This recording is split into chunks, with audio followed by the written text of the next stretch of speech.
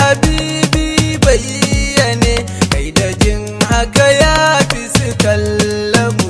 Shugaba daban a daban kake, mukamin nan a saman sama, ya kai ka rasulul mala'imi. Shi ya zo da ibadar mai duka, ya hane mu da shirka mu duka. Shi ya ɗaukaka kafin ɗaukaka, ta kamar aljan da mala'ika, mai duwa ilhamdu mukarrabu.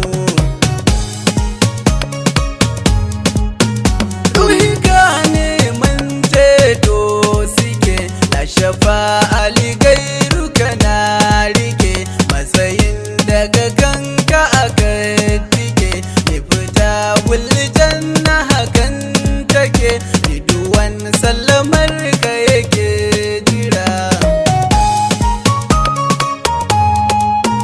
Kai kadai Allahu yawa haka, sai ta baka ya ce mana dan haka, za mu so ka waje da cikin daka,